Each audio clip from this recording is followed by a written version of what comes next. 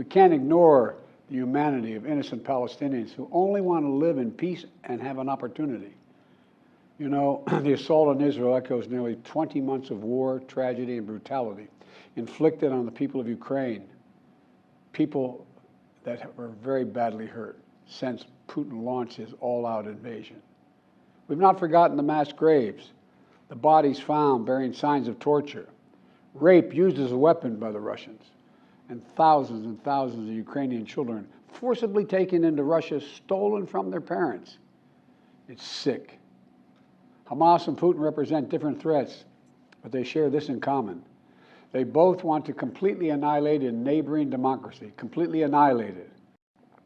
Meanwhile, Putin denies Ukraine has or ever had real statehood.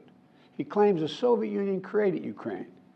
And just 2 weeks ago, he told the world that if the United States and our allies withdraw, and if the United States withdraw, our allies will as well, military support for Ukraine would have, quote, a week left to live, but we're not withdrawing. I know these conflicts can seem far away, and it's natural to ask, why does this matter to America? So let me share with you why making sure Israel and Ukraine succeed is vital for America's national security. So if we don't stop Putin's appetite for power and control in Ukraine, he won't limit himself just to Ukraine. Putin's already threatened to remind, quote, remind Poland that their Western land was a gift from Russia. One of his top advisors, a former president of Russia, has called Estonia, Latvia, and Lithuania Russia's Baltic provinces. These are all NATO allies. For 75 years, NATO has kept peace in Europe and has been the cornerstone of American security. And if Putin attacks a NATO ally, we will defend every inch of NATO which the treaty requires and calls for. We'll have something that we do not seek. Make it clear, we do not seek. We do not seek to have American troops fighting in Russia or fighting against Russia.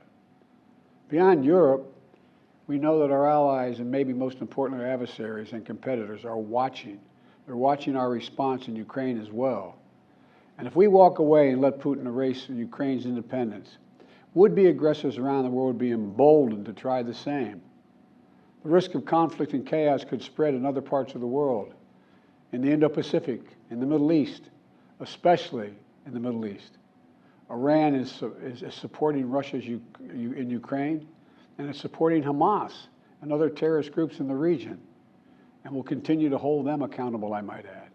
American values are what make us a partner that other nations want to work with. To put all that at risk, if we walk away from Ukraine, if we turn our backs on Israel, it's just not worth it.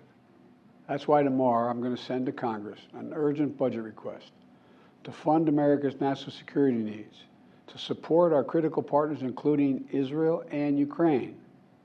It's a smart investment that's going to pay dividends for American security for generations.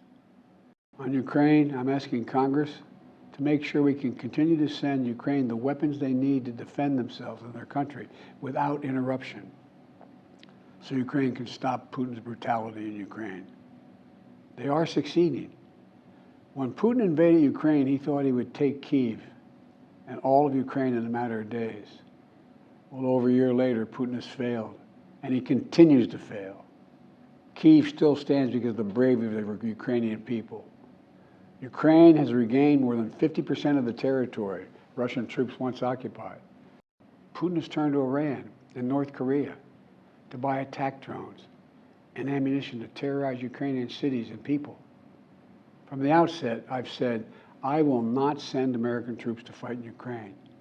All Ukraine is asking for is help, for the weapons, munitions, the capacity, the capability to push invading Russian forces off their land, and the air defense system to shoot down Russian missiles before they destroy Ukrainian cities. Let me be clear about something. We send Ukrainian equipment sitting in our stockpiles. And when we use the money allocated by Congress, we use it to replenish our own stores, our own stockpiles, with new equipment. Equipment that defends America and is made in America.